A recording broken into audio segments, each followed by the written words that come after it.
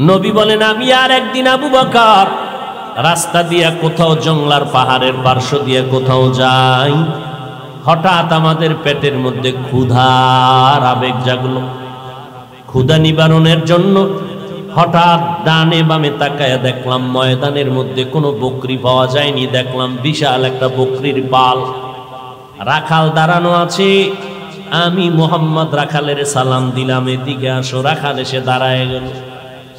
এই রাখাল, বকরি দুধ দেয়নি বলে দেয়, বলে আমাদের একটু দুধ দেয়। রাখাল বলে মালিকের অনুমতি নাই, আমি কেমনে আমার থেকে দিব, আমার কোনো সুযোগ নেই। নবী বলেন এবার আমি মোহাম্মদ বললাম ঠিক আছে, তুমি দিতে পারবা না, তোমার আমানতের খেয়ানত হয়ে যাবে, ঠিক আছে দেওয়া লাগবে না। তবে এমন একটা বকরি দাও যেই বকরিটা দুধ দেয় না, দেওয়ার মতো কোনো কায়দাও নাই, নিয়মও নাই, সিস্টেমও নাই। এমন একটা বকরি নিয়ে আসো। বকরি নিয়ে হাজির হয়ে গেল। নবীর সামনে হাজির হওয়ার পরে বকরিটা রসুলের সামনে দাঁড়ানো। ও আল্লাহ, তুমি বকরির মধ্যে দুধ দিয়া দাও। রাখাল বলে আমি দেখতেছি যেই বকরি জীবনে দুধ দেওয়ার না, মরিয়া গেলে জবাই করলেও দুধ আসবে না। এই মুহাম্মদ দোয়া করা মাত্র এই বকরিটা দুধে ভরপুর হয়ে গেল। এবার নবী দুধ দহন করিয়া পেট ভরে আবু বকর আর নবী পান করলেন। এরপরে বললে রাখাল। রাখাল বলে তাকাইয়ে দেখতেছি নবী আবার দোয়া করলেন, আল্লাহ তুমি আবার আগের মতো বকরিটারে বানাইয়া দাও। বকরি আগের মতো হয়ে গেল, এবার ওলান টোলান কিচ্ছু নাই। এবার কয় রাখাল, বকরিটা তুমি পালের মধ্যে দিয়া দাও। আমি এগুলো দেখার পর সহ্য করতে পারি না, এটা সাধারণ কোনো মানুষের এই কারবার হতে পারে না। আমি দেরি না করিয়া আমি সাথে সাথে হাতটা বাড়াইয়া বললাম, আমাকে নবী মুসলমান বানাইয়া দেয়। নবী বলেন এই মুসলমানের নাম আব্দুল্লাহ ইবনে মাসউদ রাদিয়াল্লাহু তাআলা আনহু। সে আব্দুল্লাহ মাসউদ কেমন? মাসউদ সাহাবায়ে কেরাম এত বড় দামি। তিনি বলেন আব্দুল্লাহ মাসউদের আল্লাহ নবীর কাইফিয়ত দিয়া বানাইছিলেন। পেছন দিক দিয়া আব্দুল্লাহ মাসউদ যদি হেঁটে যাইতো, সাহাবায়ে কেরাম মনে করত রাসূল হেঁটে যায়, রাসূলের মতো দেখা যায়। আব্দুল্লাহ ইবনে মাসউদ রাদিয়াল্লাহু তাআলা এইভাবে এক এক করে কালেমাওয়ালা মুসলমান হয়ে গেলেন। আল্লাহর নবী বলেন আমার আদর্শ এত সুন্দর, আমার আদর্শের মতো উত্তম আদর্শ জমিনে আর কারো নাই, কারণ দুনিয়াওয়ালা মানুষের আদর্শ নাপাক। আর আমি মুহাম্মদ 63 বছরের জীবনে একটা মিথ্যা কথা বলি নাই। ও দুনিয়ার মানুষ, একজন নেতার নাম বলো যেই নেতা জীবনে মিথ্যা বলে নাই। আসেনি কোন নেতা? কয়েকবিদ জীবন কেন বয়ানের আগেও মিশা কইয়া বয়ানে ঢুকছি, আবার বের হইয়া মোবাইলের দ্বারা মিশা কথা শুরু করব। এই গজবের মোবাইলে এত পরিমাণ মিথ্যা কথার জিকির উঠাইয়া দিল, চর্চা করাইল, মনে হয় যেন জাহান্নামের ফ্যাক্টরি হাতের মধ্যে লয়া দৌড়াইতেছি। আল্লাহর নবী জীবনে একটা মিথ্যা কথা বলেন নাই। আমার নবীর ঘাম থেকে মিশকের ঘ্রাণ। আমার নবী যখন রাস্তা দিয়ে হাঁটেন, দুপার্শ্বের গাছ নত হইয়া নবীরে সালাম জানায়। নবী বলেন আমি এসে দেখলাম আরবের মানুষ বিধবা নারীদেরকে তুচ্ছ মনে করে ঘৃণার নজরে দেখে। আমি আল্লাহর আদেশে প্রথম বিবাহটা করলাম বিধবা নারী। 2 স্বামী অতিবাহিত করার পরে খাদিজা রাদিয়াল্লাহু আনহাকে আমি বিয়ে করলাম। মক্কার মানুষ, আরবের লোকেরা আমাকে ধিক্কার জানাইতে লাগলো। আমি মুহাম্মদ চিল্লাইয়া বললাম, খবরদার, আমি মুহাম্মদ নারীদের ইজ্জত রক্ষার জন্য এসেছি। বিধবা নারীর ইজ্জত তোমরা দাও না, আল্লাহ ইজ্জত বাড়ায় দিলেন। ওই খাদিজার এত সম্মান, এক তো মুসলমান প্রথম খাদিজা, হাসরের ময়দানে দাঁড়ায় যাবে প্রথম নারী নবীর হাতে মুসলমান। নবী বলেন শুধু তাই না, আমার যত সন্তান, 3টা ছেলে সন্তান খাদিজার গর্ভ থেকে আসলো। 4টা কন্যা সন্তান আমি নবী পাইলাম, তাও খাদিজার গর্ভ থেকে। জায়নাব আমার মেয়ে খাদিজার গর্ভ থেকে আসছে। উম্মে কুলসুম আমার মেয়ে খাদিজার গর্ভ থেকে আসলো, রুকাইয়া আমার মেয়ে খাদিজার গর্ভ থেকে আসলো, আর সর্বশেষ আমার কলিজা ফাতেমা রাদিয়াল্লাহু তাআলা আনহা আমার খাদিজার গর্ভ থেকে দুনিয়াতে আসছে। কিয়ামত পর্যন্ত এই জমিনের মধ্যে আমার নবীর আওলাদের বংশধর বেঁচে আছে। ফাতেমা রাদিয়াল্লাহু তাআলা আনহুর সন্তান হাসান ও হুসাইন রাদিয়াল্লাহু আনহুমার মাধ্যমে কিয়ামত পর্যন্ত রাসূলের বংশ জিন্দা থাকবে। ফাতেমা রাদিয়াল্লাহু আনহার সন্তানের মাধ্যমে কিয়ামত পর্যন্ত রাসূলের বংশ জমিনে জিন্দা। এরে নবীর আশিক ওই ফাতেমা জান্নাতের নারীদের সরদারিনী, আমার নারী 4টা কন্যা। নবী বলেন, দুনিয়ার মানুষ, এই আরবের মানুষেরা, আমার একটা ছেলেও জিন্দা নাই, আমি মুহাম্মদ 4টা কন্যার বাবা হয়ে আছি। আমি জমিনের মধ্যে প্রমাণ করে দিলাম নারীর সম্মান পুরুষের থেকে বেশি। কেমন বেশি জানো? একটা কন্যা সন্তান যেই বাবায় পেয়েছো, তুমি একটা জান্নাতের মালিক হয়ে গেলা।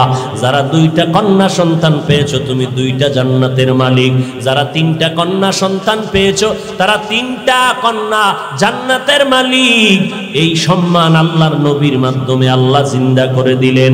নারীদের এত সম্মান আল্লাহ তাআলার নবী বলেন, কিয়ামতের ময়দানে আল্লাহ পাক যদি বলেন আমার দ্বীন ও ইসলামকে জিন্দা করার জন্য কে দিনের পথে রক্তকে বিলীন করে দিয়েছো, আল্লাহ যদি বলে আমি দেখতে চাই শাহাদাতের মর্যাদার মধ্যে কে দিনের পথে রক্ত আগে দিয়েছো।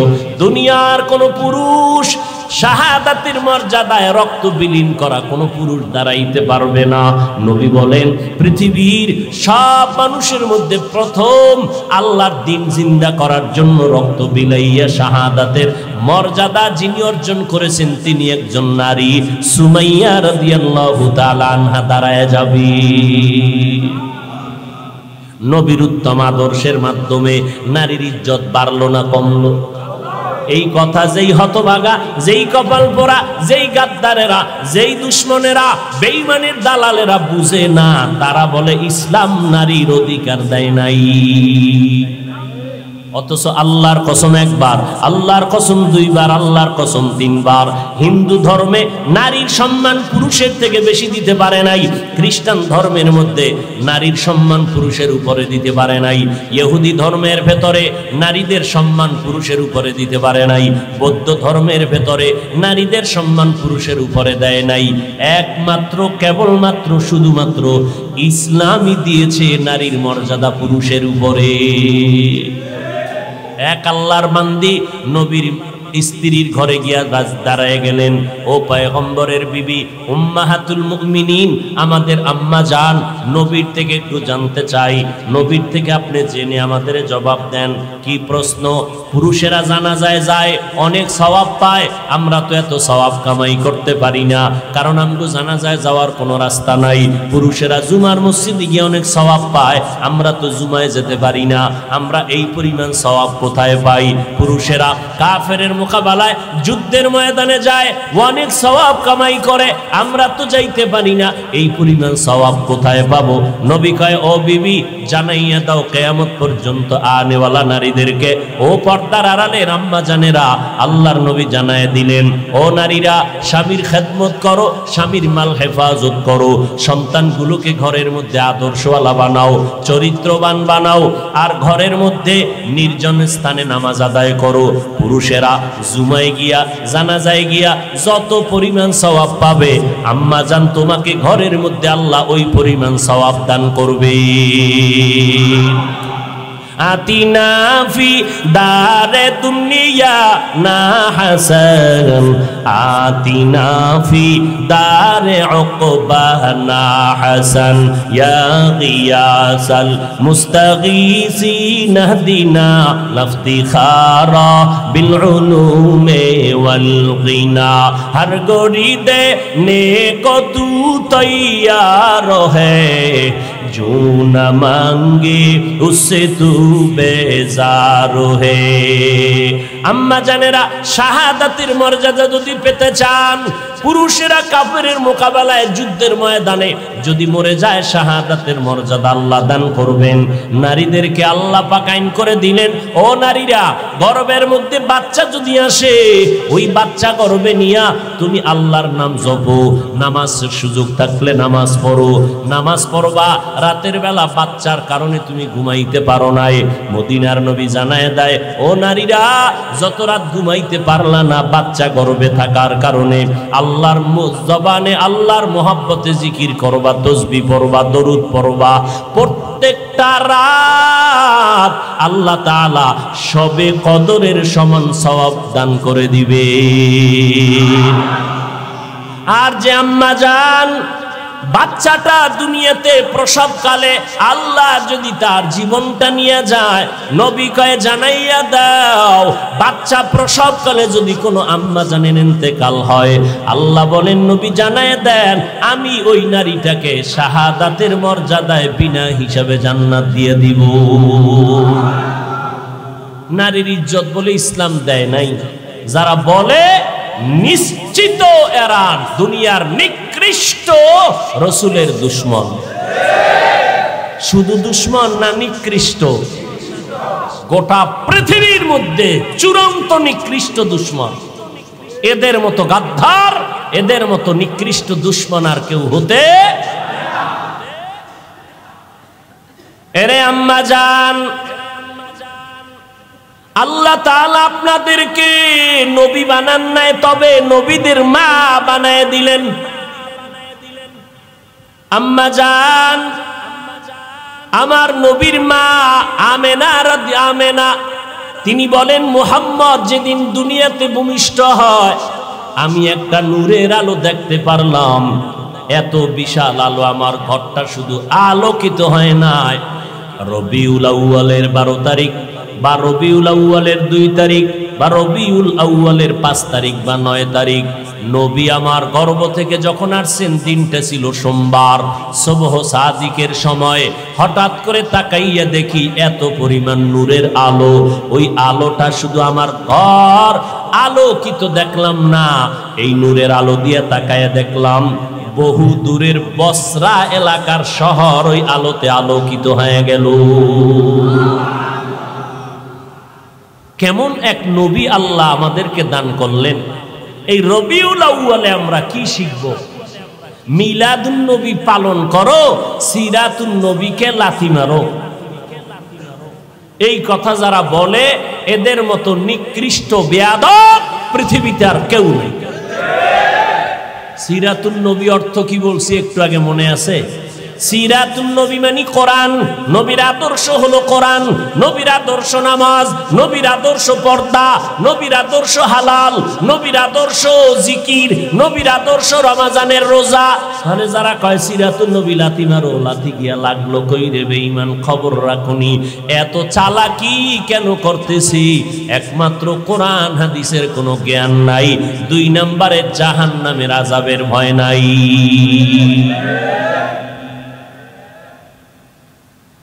এরে নবীরা আশিকেই রবিউল আউয়ালে। এখন মিলাদুন নবী যারা পালন করবে, আমরা কোরআন হাদিস রিসার্চ করে দেখব আমার নবী কিছু করছেননি। যদি নবী কিছু করেন মিলাদুন নবী উপলক্ষে, তো উম্মতেরাও সেটা করতে পারে। মুসলিম শরীফের হাদিস, আল্লাহর নবীর থেকে পাওয়া যায়, নবী প্রতাফি খাও। হ্যাঁ, আমি তো চ্যালেঞ্জ দিছি বাংলাদেশে, স্পষ্ট চ্যালেঞ্জ। পৃথিবীর কোন হাদিসে কোন সাহাবী, ইমাম আবু হানিফা, ইমাম শাফিঈ, ইমাম আহমদ বিন হাম্বল, ইমাম মালিক, 4 মাযহাবের 4 ইমাম, ইমাম বুখারী, ইমাম তিরমিজি, ইমাম মুসলিম, পৃথিবীর কোন হাদিসে যদি কেউ দেখাইতে পারো রাসূলকে সালাম দেওয়া, ইয়া নবী সালামু আলাইকা, ইয়া রাসূল সালামু আলাইকা, ইয়া হাবিব সালামু আলাইকা কইয়া কোন সাহাবী রাসূলকে সালাম দিবেন, একটা জয়ীফ হাদিসও যদি দেখাইতে পারো, ওদিন থেকে তোমার গোলাম হয়ে যাবে। আবু হানিফাও এই সিস্টেমে কোনোদিন সালাম দেননি। তুমি আবু হানিফার মাযহাব মানো, এটা ভাইলা কই? ইমাম শাফি দেন নাই, ইমাম বুখারী দেন নাই, ইমাম মালিক দেন নাই, ইমাম আহমদ বিন হাম্বল দেন নাই। বলে সালাম আল্লাহর নবীরে কেমনে দিবা? ও বাবা তুমি বানাও কেন? আমার আল্লাহ নিজেই শিখাইয়া দিছেন কেমনে সালাম দিবা। আসসালামু আলাইকা আইয়ুহান নাবিয়্যু। মেরাজের রাত্রে আমার আল্লাহ নবীরে সালাম দেওয়ার নিয়ম শিখাইলেন। আল্লাহ যেইভাবে নবীরে সালাম দেয় উম্মতেরা তোমরা ওইভাবে সালাম দাও। কয় কি? কয় নবীরে সালাম শব্দ বলবা আগে, তারপরে বলবা নবীর নাম, নবীরে সম্বোধন করবা, এরপরে আসসালামু ক্বাবলাল কালাম। সালাম দিবা কথার আগে ভাইজান কেমন আছেন সালাম আলাইকুম না, না আগে বলবা সালামু আলাইকুম ভাইজান কেমন আছেন, সালামু আলাইকুম আম্মাজান কেমন আছেন, সালামু আলাইকুম আব্বাজান কেমন আছেন। আব্বাজান কেমন আছেন সালাম আলাইকুম এটা সুন্নত না। সুন্নত কি? সালাম আগে দাও। আল্লাহ পাক ওই মেরাজের রাত্রে আমার নবীর সালাম দিলেন, আত্তাহিয়াতু লিল্লাহি ওয়াস সালাওয়াতু ওয়াত তাইয়্যিবাতু আসসালামু আলাইকা আইয়ুহান নবী। আল্লাহ আগে সালাম দিলেন, তারপরে বললেন আইয়ুহান নবী। নবী শব্দটা বললেন পরে, সালাম দিলেন আগে। এবার মেরাজের কথা বাদ। আপনারা যারা মক্কায় গিয়া হজ করেন, হজে গেছেন হাজী সাহেবরা, মদিনার রওজায় গিয়া যখন আল্লাহর নবীর সালাম জানান, সালামের যত কিতাবাদি আছে, হজের যত কিতাব আছে, গিয়া দেখবেন ওখানে সালামের সিস্টেম কি। আসসালাতু ওয়াসসালামু আলাইকা ইয়া রাসূলুল্লাহ, আসসালাতু ওয়াসসালামু আলাইকা ইয়া হাবিবাল্লাহ, আসসালাতু ওয়াসসালামু আলাইকা ইয়া শাফিআল মুজনিবিন, আসসালাতু ওয়াসসালামু আলাইকা ইয়া রাহমাতাল লিল। বোবা হয়ে গেছেন না পণ্ডিত সাহেব সব। রবিউল আউয়ালে জেলাফির বৃষ্টি গরম, ইয়া নবী কইব আর গরম গরম মিষ্টি খাইব। এই নবীর আসে, আল্লাহ হেদায়াত দান করুন। আরো জোরে বলেন তাহলে নবী মিলাদুন নবী উপলক্ষে কি রাখতেন? আপনারা তো আহলে হাদিস ভাইরা বলবে আমরা সহিহ হাদিস ছাড়া মানি না, এটা তো মুসলিম শরীফের হাদিস। এবার যাবা করুন। নবী বলেন আমি দুই কারণে সোমবার দিন রোজা রাখতাম। এক কারণ আমি জন্ম হয়েছি সোমবার, আমি রোজা রাখি মিলাদের শুকর আদায় করি। দ্বিতীয় কারণ আল্লাহ যেদিন আমাকে কোরআন নাজিলের উদ্বোধন করেছেন জিবরাইলের মাধ্যমে, ওই দিনটাও ছিল সোমবার। আমি কোরআন নাজিলের সোমবার দিন রোজা রাখার মাধ্যমে কোরআন নাজিলের দিনটার শুকর আদায় করি। তাহলে মিলাদুন নবী উপলক্ষে নবী কি রাখছেন? উম্মতেরা যদি মিলাদুন নবী কিছু পালন করতে চাও, মোহাব্বতে নবীর রোজা রাখো, নবীর আমল রোজা। সোমবার দিন রোজা রাখবা, 12ই রবিউল আউয়াল আর 13 রবিউল আউয়াল, কোনো তারিখের ভেদাভেদ নাই, তারিখ বাদ দাও। নবীর দিন ঠিক রাখবা, সোমবার দিন ঠিক রাখবা। এটা 12 হোক আর যা হোক কোনো টেনশন নাই। সোমবার দিন রোজা রাখবা, কয় শুধু রবিউল আউয়ালে, কয় না না 12 মাস রোজা রাখবা। নবীও রোজা রাখছেন 12 মাস সোমবার দিন, কারণ নবী বুঝাইয়া দিলেন মিলাদুন নবী শুধু বছরে একবার না, 12 মাস মিলাদের আমল করো। কি শুধু রবিউল আউয়ালের 1 মাস মিছিল দিয়া গেলি কই? 11 মাস যে খুঁজেও পাওয়া যায় না। রবিউল আউয়ালের 12 তারিখ বাজার গরম, বাকি 11 মাস গেলা কই বলো? মদিনার নবী প্রত্যেক সোমবার রোজা রেখে প্রমাণ করে দিলেন আমার মিলাদে খুশি একদিন হলে চলবে না, আমার মিলাদের খুশি থাকতে হবে 12 মাস। আমাকে সামনে আয় না ভুলো, কারণ ধরা খায় যে যায় কই যারা ধর্মীয় জ্ঞান থেকে দুর্বল, এদেরকে দিয়ে ধোকা দেয়। দেখেন নবী নামাজ পড়লেন, রোজা রাখ, ওরা ওদিন রোজা তো দূরের কথা, ফজরের নামাজ নাই, বেপর্দা হইয়া এরপরে মিছিল, গলায় ফুল, ঘোড়ার গাড়ি বানাইয়া কত বাজে উদ্ভট উল্টা পাল্টা কাজ করে, আর কোনো সীমানা। আল্লাহ হেদায়াত দান করেন। কি নবীর মিলাদের বিরুদ্ধে বললাম? শুরুতেই বলেছি মিলাদ আমরা মানি কি মানি না। তবে আর একটা কথা, আপনারা ঢাকার শহরের অলিতে গলিতে পোস্টার দেখছেন, পোস্টার সাইদুল আইয়াত 90 দিন মাহফিল। কি হইব? আরে ভাই 90 দিন ওয়াজ হবে রাজারবাগ শরীফে, কথা হয় না? কি শরীফ? রাজারবাগ। কত বাগি জমিনের মধ্যে, দেওয়ানবাগি, রাজারবাগি, কুতুববাগি, কত বাগি বাই রয়েছে জমিনে।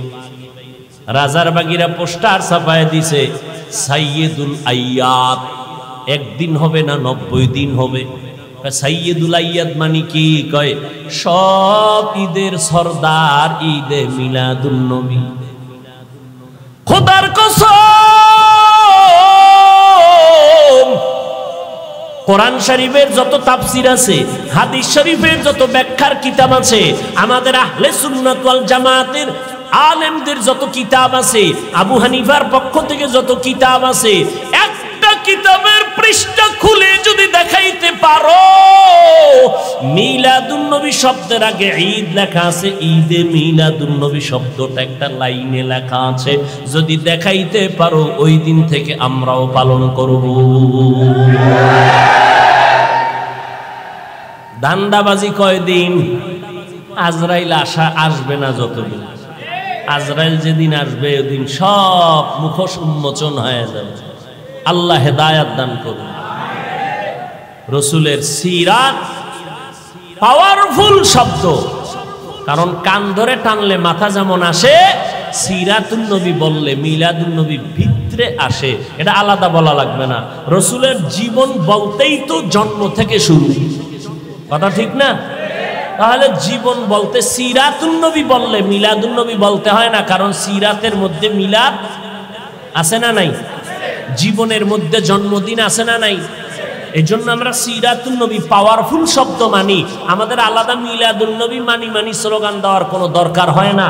কিন্তু যারা বলে মিলাদুন নবী কায়েম করো, সিরাতুন নবী লাথি মারো, কত বড় মারাত্মক কথা। ভাই আমাকে হিংসা করো, অমুক পিসাবরে করো, সেটা তুমি পিসাবেরে গালি দাও, আমারে দাও, তুমি রসুলের শানের শব্দ নিয়ে কেন কটাক্ষ করো? আল্লাহ হেদায়াত দান করুন। ভাইরা আমার, পয়গম্বরের আদর্শ, উত্তম আদর্শ নিয়ে আসলেন। কেমন নবীর উত্তম আদর্শ! আমার নবীর উত্তম আদর্শের মতো আদর্শ জমিনে আর নাই। মায়ার নবী কেমন দামি নবী, যার কোনো গুনাহ নাই। আম্মা জান আয়েশা বলেন, নবীর ঘাম বোতলের মধ্যে ভরে রাখতাম আমরা, মাঝে মাঝে নবীর ঘাম আতর হিসাবে ব্যবহার করতাম। কেমন মায়ার নবী আমার!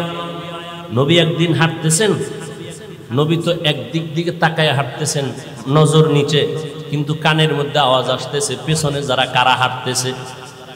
দেখেন না, এমপি সাহেব আসবে, চেয়ারম্যান আসবে, দলে সাঙ্গ ভাঙ্গ আছে না নাই?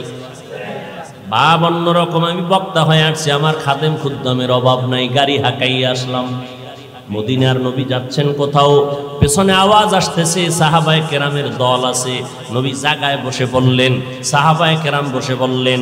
সাহাবায়ে কেরাম জিজ্ঞাসা করলেন, নবী বসলেন কেন? বুঝতে পারি নাই। কয়, তোমরা আমার পেছনে হাঁটো, মানুষ মনে করবে আমি কত জানি দামি, আমার দবদবা আর কত শান শওকাত। আমি এটা দেখানোর জন্য দুনিয়ার মধ্যে আসি নাই। আল্লাহ পাক আমাকে চূড়ান্ত আদব শিক্ষা দিয়েছেন। আদাবানি রব্বি ফা আহসানা তাদিবি, আল্লামানি রব্বি ফা আহসানা তালিমি। আল্লাহ আমাকে আদব শিখাইছেন। আমি দবদবার সাথে হাঁটবো না, আমি ভাবসাব নিয়ে চলবো না, আমি একা একা চলবো। ওই নবীর আদর্শে গড়া হযরত ওমর, অর্ধ জাহানের খলিফা। যেই ওমর আমার নবীর গর্দান কাটার জন্য দৌড়ায়, ওই ওমর নবীর হাতে কালামা পড়ে এতটা দামি হয়ে গেল। সেই ওমর রাস্তা দিয়ে যখন হাঁটে, শয়তান ওই রাস্তায় চলে না। একটা মিনিট চিন্তা করে দেখিন, কেমন মানুষ ওমর! এটা মানুষ না অন্য কিছু, যে শয়তান তারে ভয় পায়।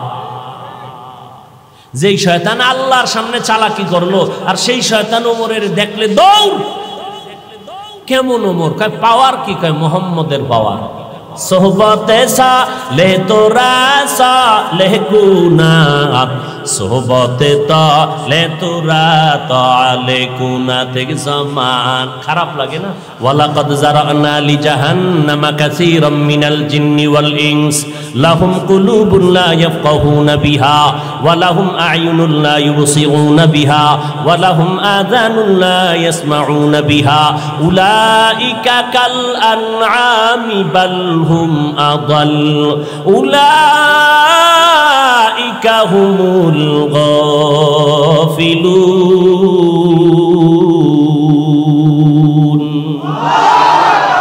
আল্লাহ বলেন অধিকাংশ মানুষ জাহান্নামী, অধিকাংশ মানে কম না বেশি?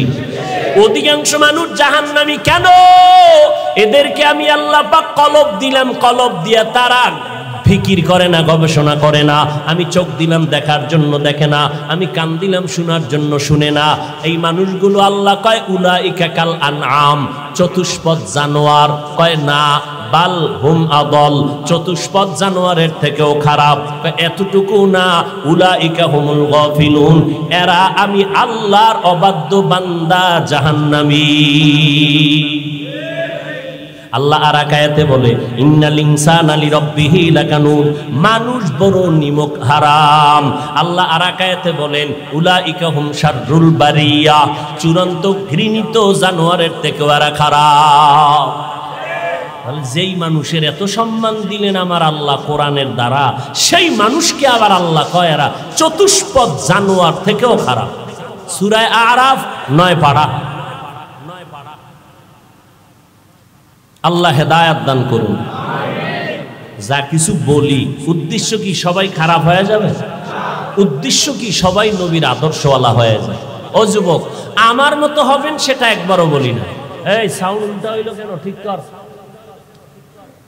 আমার মতো হবেন একবারও বলি না, বরং আমি একবারও বলি না চরমনাই যাও, তাবলিগে যাও, দাওবন্দে যাও, কওমি মাদ্রাসায় যাও, পায়ে ধরে ধরে ধরে ধরে 12টা মাস বয়ান করি আমি। কি বুঝাই রে বাবা? চরমনাই না গেলে গুনাহ হবে একবারও বলি নাই, তাবলিগে না গেলে গুনাহ হবে একবারও বলি নাই, কওমি মাদ্রাসায় না পড়লে গুনাহ হবে একবারও বলি নাই। ও ভাই, দেওবন্দীদের কাছে না গেলে গুনাহ হবে একবারও বলি নাই। সারা জিন্দেগির চিৎকারের আওয়াজ হলো 2টা। ও বান্দা, জীবনে যতদিন বেঁচে থাকবা গোলামি করবা আল্লাহর, আর আদর্শ মানতে হবে মদিনাওয়ালা নবী। এই আদর্শ মানতে গিয়া তুমি চরমনাই যাওয়া কোনো বাধ্য না, তুমি তাবলিগে যাওয়া বাধ্য না। বরং যারা স্কুলে পড়ো আলহামদুলিল্লাহ, কলেজে যারা লেখাপড়া করো আলহামদুলিল্লাহ, আমাদের মাদ্রাসায় তোমার আসার কোনো দরকার নাই। কোনো মৌলবী যদি তোমাদের দাওয়াত দেয়, আমি হাফিজুর রহমান বলে গেলাম, তাদের দাওয়াত তুমি কবুল করবা না। কারণ আমার মাদ্রাসায় আলেম মুহাদ্দিস মুফতি মুফাসসির ছাত্রের অভাব নাই। আমার মাদ্রাসায় ছাত্র অনেক অনেক অনেক। ঘুমানোর জায়গা দিতে পারি না, খানা ঠিক মতো দিতে পারি না, গোসলের জায়গা দিতে পারি না। বরং আমার দেশে আলেম ওলামার দরকার পড়বে না, আমার দেশে অভাব হইল আদর্শবান ডাক্তারের। মুসলমান আদর্শবান ইঞ্জিনিয়ার নাই, মুসলমান আদর্শবান একজন কলামিস্ট নাই, মুসলমান আদর্শবান সাংবাদিক পাই না।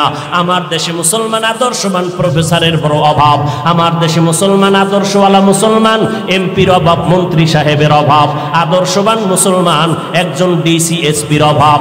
আজ যদি আমার সোনার বাংলায় প্রত্যেকটা থানার ওসি এবং জেলার এসপিডিসি যদি মুসলমান আদর্শওয়ালা নামাজি হইতো, আমগো কোরআনওয়ালাদের কোরআনের বয়ান করতে কোনো পেরেশানি লাগতো না।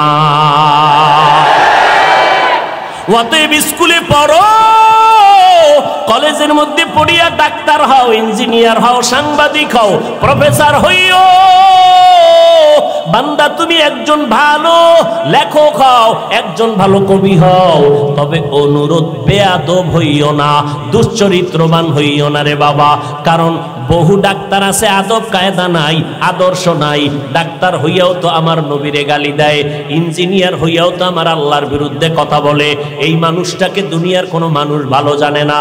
ও পর্দার আড়ালের আম্মা জানেরা, আপনাদেরকে বলতেছিলাম, আগেও বলেছি, আপনারা যদিও নবী না, তবে নবীদের মা, আলেমদের মা, সাহাবায়ে কেরামের মা, আপনারা জান্নাতের নারীদের সরদারিনীর বোন,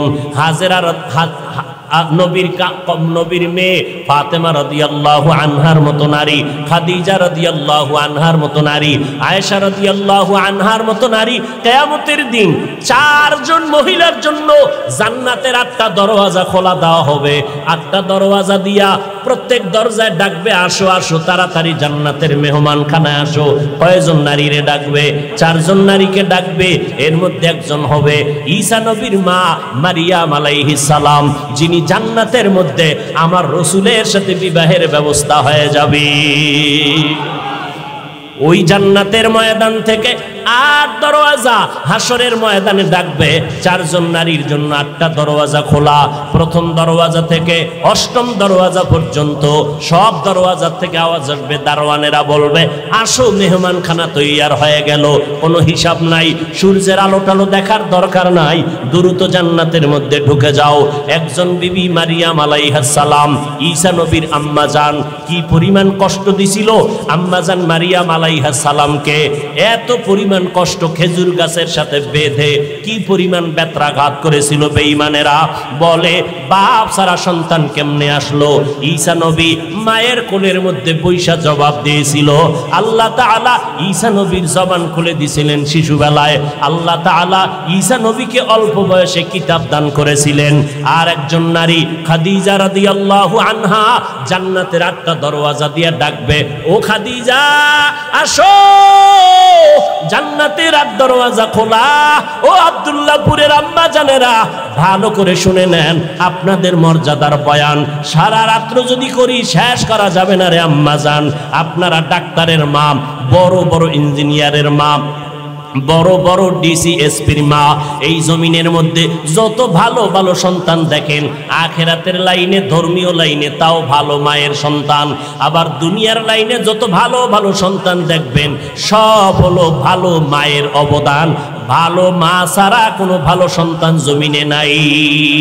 ডিসি সাহেবের ব্যবহার বড় ভালো। ডিসি সাহেব কয়, আমিও কোরআন পড়ছি হুজুর, আপনারা ওয়াজ মাহফিল করেন, আমার কোনো বাধা নাই, আমার জন্য মোনাজাতে একটু দোয়া করবেন। ডিসি সাহেব আপনার ব্যবহার দিয়ে কলিজাটা ঠান্ডা হয়ে গেল। ও ডিসি সাহেব, আপনার মধ্যে এত ধর্মের জ্ঞান আর মোহব্বত কেন? কয় হুজুর, আমি যদিও মাদ্রাসায় পড়তে পারি নাই, তবে কোরআনটা পড়ছি। কয় কেমনে? কয় মক্তবে সকালবেলা আমার আব্বা আম্মা মক্তবে কোরআন পড়াইছে। ও ভাই, কোরআনটা পড়িয়া ডিসির চেয়ারে বসছে, এখন কোরআনের ঘ্রাণ তার জবানে আছে না নাই? ও বান্দা, এই জন্য তুমি স্কুলে পড়ো, কলেজে পড়ো, আল্লাহর কোরআনের মৌটা তোমার অন্তরে ঢুকাইয়া নাও। কারণ কোরআনের একটু বাতি যার সিনার মধ্যে থাকবে, ও যদি এসপির চেয়ারে বসে, ওখান থেকেও কোরআনের ঘ্রাণ আসবে। নাস্তিকার বেঈমানেরা আলেমদের লিস্টি করবে দূরের কথা, চিন্তাও করার সাহস কোনোদিন পাবে না। এরে যুবক, অনুরোধ করে বলি, বিগত জীবনে অন্যায় করেছো, তওবা করো, রবিউল আউয়াল থেকে শিক্ষা গ্রহণ করো। ও আল্লাহ, নবীর আদর্শ জীবনে আর কত অবহেলায় কাটায় দিলাম, আর নবীর আদর্শ কোনোদিন ছাড়ব না। ও আম্মা জানেরা, 2টা সন্তান ভালো বানাইয়া কবরে যান, আপনার সন্তানের আদর্শ দেখে কলিজা ঠান্ডা হবে। এলাকার মানুষ দোয়া করবে, মুরব্বীরা দোয়া করবে। ও মা, ঘরের মধ্যে স্বামীর মাল হেফাজত করেন, সন্তানগুলোকে আদর্শওয়ালা বানান। তার মানে এইটা না আপনার সন্তানের ডাক্তার বানাইবেন না, এটা কিন্তু বলি না রে আম্মা জান। ডাক্তার বানান, আমার মতো হুজুর বানানোর দরকার নাই, আমার মতো পাগড়িওয়ালা বানানোর দরকার নাই। বরং 5 বেলার নামাজ জানো পড়ে, স্কুলে কলেজে পড়ুক আর চাকরি করুক, ব্যবসা করো। ও যুবকেরা, মা বাবার দোয়া নিয়ে সামনে আগাও। কারণ আমি হাফিজুর রহমান, আজকে চেয়ারের মধ্যে বয়ান করার যোগ্যতা নাই, ইলম আমল দিয়া বাহাদুরি করার কায়দা নাই। আমার মা বাবার অবদান আর দোয়ার কারণে, চোখের পানির কারণে আজকে তুমি টাকা পয়সা বাড়ি গাড়ির মালিক হয়েছো। খোদার কসম, মা বাবার চোখের পানি ছাড়া হতে পারো নাই। ও পরীক্ষার্থী ছেলে মেয়েরা, আজকে পরীক্ষায় তুমি ভালো নাম্বার পাইতেছো, তুমি মনে করছো তোমার নিজের ক্রেডিট। না না না, মা বাবার চোখের পানি আর দোয়া। তুমি জানো না, তুমি গ্রাম থেকে ঢাকার শহরে পড়ার জন্য আসছো, তোমার মা ভাড়া বাসা নিয়েছে তোমার পরীক্ষায় রান্না কইরা দেওয়ার জন্য। ওই মা যখন শুনে তোমার পরীক্ষা চলতেছি, ওই মা কিন্তু ঘুমায় না, রাতের বেলা জায়নামাজে বসে বসিয়া মা চোখের পানি ছেড়ে দোয়া করে, আল্লাহ আমার ছেলেটারে তুমি কামিয়াবি দান করে দাও। ওই মায়ের দোয়ার কারণে আজ তুমি পরীক্ষায় ভালো নাম্বার অর্জন করেছো। পর্দার আড়ালের মা বোনদেরকে বলবো, আপনারাও পর্দানিশী হয়ে যান, আল্লাহর মোহাব্বত নিয়ে চলেন। কয়দিন আর দুনিয়ার মধ্যে বাহাদুরি করবেন, কয়দিন আর দুনিয়াতে হায়াতের গ্যারান্টি দিবেন। ও আম্মা জান, আজকে সন্তান নিয়ে বাহাদুরি করেন, স্বামীর মাল নিয়ে বাহাদুরি করেন। একদিন আজরাইল যখন এসে যাবে, সাদা কাপড়ের প্যাকেট বানাইয়া কবরে নিবে, তখন আপনার সন্তানেরা মা মা বলে ডাকবে, কোনো আওয়াজ হবে না। ওই কবরে যখন যাবেন, কে নারী কে পুরুষ কোনো ভেদাভেদ নাই, কে মাওলানা কে মুফতি সাহেব ভেদাভেদ নাই, কে পীর কে মুরিদ কোনো ভেদাভেদ নাই, কে ডাক্তার কে ইঞ্জিনিয়ার কোনো ভেদাভেদ নাই, কে বক্তা কে শ্রোতা ভেদাভেদ নাই। সবার বেলায় 3টা সাদা কাফন হবে, মা বোনদের বেলায় 5টা সাদা কাফন হবে। ওই কবরের সাইজও হবে এক। কবরের মধ্যে রাখার পর প্রশ্ন করবে, সবার বেলায় 3টা প্রশ্ন, কারো বেলায় আলাদা কোনো প্রশ্ন করা হবে না। আমাকে যেই প্রশ্ন করা হবে, আপনাদেরকেও সেই একই প্রশ্ন করা হবে। রবের পরিচয় দাও, ধর্মের পরিচয় দাও, রহমাতুল্লিল আলামিনের পরিচয় দাও। আল্লাহর নবী বলেন, দুনিয়াতে যারা রবের গোলামি করে কবরে যাবে, এরা কবরে গিয়া জবাব দিবে, রব্বি আল্লাহ, আমার রব একমাত্র আমার আল্লাহ। দুনিয়াতে যারা ইসলাম মেনে চলবে, কবরে গিয়া জবাব দিবে, দিনিয়াল ইসলাম, আমার ধর্মের নাম ইসলাম।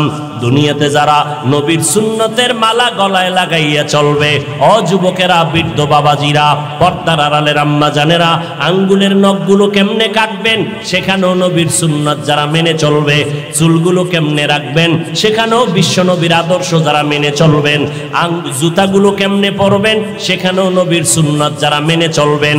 মসজিদে কেমনে ঢুকবেন বের হবেন, বাথরুমে কেমনে ঢুকবেন বের হবেন, সেখানেও নবীর সুন্নত যারা মেনে চলবেন। খানা খাইতে বসবেন কেমনে, সেখানেও নবীর সুন্নত। হাত দুইটা কেমনে ধুইবেন, সেখানেও নবীর সুন্নত। একটা একটা বয়ান করলে সারা জিন্দেগি চলে যাবে রে বাবা। খানা খাইতে যখন বসবেন, যেই প্লেটের মধ্যে খানা নেবেন, ওই প্লেটে কখনো হাত ধুইবেন না। নবীজি বলেন, দোনো হাতের কবজা পর্যন্ত আলাদা একটা পাত্রের মধ্যে ধুইয়া নাও। নবীর উম্মতেরা চিল্লাইয়া চিল্লাইয়া, আলেম ওলামারা জীবনভর বলল, হাতের কবজা পর্যন্ত ধুইয়া এরপরে ভিন্ন প্লেটে খানা নিয়ে খাও। হুজুরদের কথা, মদিনাওয়ালার সুন্নাত গায়ে লাগায় নাই।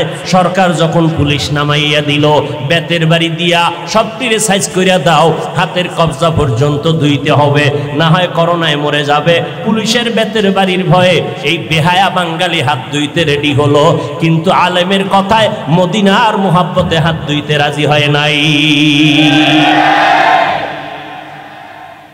কি পরিমাণ বেহায়া, বেলাজা, বেশরম! এরে নবীর আশিক, তুমি যখন প্লেটের মধ্যে খানাটা নিবা, ডান দিক দিয়া তুমি খানা শুরু করবা, বিসমিল্লাহ বলিয়া খানা শুরু করবা। এরে আল্লাহর বান্দা, বাম হাতে কোনো তরকারি নিবা না, ডান হাতে নিবা। বলবা, হাফিজ ভাই আমার ডান হাতে ভাত দিয়া তো লাগানো, আমি কেমনে চামচ দিয়া নিব? বলে, চামচটা তুমি আঙ্গুলগুলো ভালো চেটে, এরপরে তুমি চামিচের অংশটা এখানে ধরো, বৃদ্ধা আঙ্গুল আর শাহাদাত আঙ্গুলের মাঝখানে ধরিয়া, এরপরে তুমি চামচের আগা হোক বা গোড়া দিয়া ধইরা তুমি তরকারি নাও, মাছ নাও, নবীর তরিকা মতে চলো।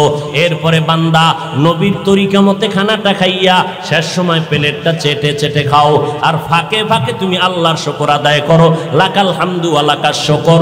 ও মা, কত মানুষ সামনে খানা পায়, খাইতে পারে না, ডাক্তার নিষেধ করে, আল্লাহ তুমি আমার পেট স্টোমার ভালো রাখছো, হজম শক্তি ভালো রেখেছো, আল্লাহ তোমার শুকর আদায় করি। খানার পরে নিজের ওই খানার প্লেটে হাত ধুইও না, অন্য প্লেটে আবার দোনো হাতের কবজা পর্যন্ত ধুইয়া নাও। নবীর সুন্নাত অনুযায়ী যদি চলো, ডাক্তারের কোনো পরামর্শ লাগবে না। আমার নবী হলেন বিশ্বব্যাপী বড় ডাক্তার। বিজ্ঞানীরা গবেষণা করতেছে, মোহাম্মদ এমন একজন ডাক্তার ছিলেন, নবী সবুজ কালারটাকে পছন্দ করেছেন, সাদা কালারের পাঞ্জাবি পরেছেন, এরপরে নবী সবুজ কালো পাগড়ি পরেছেন, কিন্তু নবী বেশিরভাগ সাদাটাকে পছন্দ করেছেন। বিজ্ঞানীরা মাথা খাটাইয়া আবিষ্কার করতে শুরু করলো, মোহাম্মদ দোজাহানের সর্দার সাদা কালারটাকে বেশি মহব্বত কেন করলেন? গবেষণা করিয়া এইবার বিজ্ঞানীরা, স্বাস্থ্য বিজ্ঞানীরা লেখা দিছে, সাদা কালার মোহাম্মদ পছন্দ করার কারণ হলো 12টা মাসের মধ্যে কিছুদিন গরম কিছুদিন শীত হয়, ঠান্ডা হয়। ঠান্ডার মধ্যে সাদা কালারটা শরীরের জন্য ম্যাচিং হয়, গরমের সময় সাদা কালারটা শরীরের সাথে ম্যাচিং করে। কারণ সূর্যের যত গরম হোক না কেন সাদা কালারটা কন্ট্রোল করে শরীরের সাথে, এরপরে অ্যাডজাস্ট করে দেয়। আবার যত প্রচন্ড গরম হোক না কেন সাদা কালারে আইসা লাগার পর এরপরে কন্ট্রোল কইরা ওই বাকি অংশ শরীরের সাথে অ্যাডজাস্ট করে দেয়। সাদা পোশাক থাকলে, আপনারা যারা সৌদি আরবে গেছেন, আমরা গেছি দেখছি, আমাদের গরমে জিহ্বা ফেটে যায়, হাত ফেটে যায়, ওদের কোনো হাত ফাটে না। ওরা একটা জামা, মোটা সাদা কাপড়ের জামা পইরা কলার লাগাইয়া আবার রুমাল মাথায় দিয়া প্রচন্ড গরমের মধ্যে দৌড়ায়। চিন্তা করলাম আমার নবী সাদা কালারটা পছন্দ করার কারণটা কি? বিজ্ঞানীরা যা বলছে তাই সঠিক। বিজ্ঞানীরা কয়, মোহাম্মদ মেসওয়াকের আইন কেন করলেন? মেসওয়াক দিয়া নামাজ পড়ো রে বান্দা, মেসওয়াক করিয়া যদি ওযু বানাইয়া নামাজ পড়ো, একটা মেসওয়াকের নামাজে এক এক রাকাতে 70 রাকাতের সমান সওয়াব আল্লাহ তোমার আমল নামায় দান করবে। এই মেসওয়াকের দ্বারা দাঁত পরিষ্কার হবে, এরপরে দুর্গন্ধ চলে যাবে, যেটা বেরাসের দ্বারা কোনোদিন হবে না। আমিও বেরাস করি, কিন্তু বেরাসের দ্বারা সাময়িক দাঁতের ময়লা যায়, কিন্তু দুর্গন্ধ দূর হয় না। নবী বলেন মেসওয়াক করো, আর এই মেসওয়াক করলে 100 উপকার আছে মেসওয়াকের মধ্যে। এর মধ্যে সর্বশ্রেষ্ঠ উপকার, মরণকালে জবানে কালেমা জারি হয়ে যাবে। 10টার সময় নামাজ বাদ দিয়া বেরাস গুতাও, মেসওয়াকের খবর নাই। এরে নবীর আশিক, রবিউল আউয়াল তোমাকে কি বার্তা দেয়? বলে নবীর সুন্নতের মালাটা গলায় লাগাও, নবীর মোহাব্বতে টুপিটা মাথায় দাও। আজকে থেকে তওবা করো। ওই অন্ধকার কবরে যারা সুন্নতের আমল নিয়ে যাবে, নবী বলেন কবরের মধ্যে নবীকে দেখাইয়া বলবে, এরে কবরওয়ালা চিনো, নবীর চিনোনি? নবীর যারা সুন্নতের আশিক এরা দেখা মাত্র চিনে ফেলবে। নবী বলেন চিনা মাত্র বলবে, এই তো আমার মায়ার নবী, হাজা মুহাম্মাদুনা সাল্লাল্লাহু আলাইহি ওয়াসাল্লাম, আমার মায়ার নবী। এই নবীরে দেইখা দেখতে পারি না, তবে আলেমের কণ্ঠে বয়ান শুনিয়া টুপি পরলাম, নামাজ পড়লাম। ও নবীর আশিকের দল, আল্লাহর নবী বলেন সাথে সাথে আমার আল্লাহ গায়বী আওয়াজ দিবেন, ও কবরের ফেরেশতা, আমার বান্দাটারে আর কষ্ট দিও না।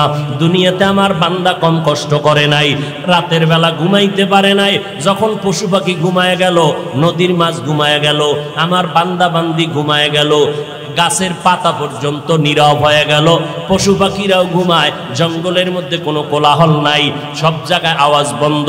ওই সময় আমার এই আশিক বান্দা সুন্দর করিয়া ওযু বানাইয়া জায়নামাজে বৈশা সিজদায় পড়ে পড়ে কান্না করেছে, আর আমি আল্লাহর দরবারে দোয়া করেছে, আমি আল্লাহর মহব্বতে জিকির করেছে। এখন আর কষ্ট দিও না, তাড়াতাড়ি কবরে বেহেশতের বিছানাটা দিয়া দাও।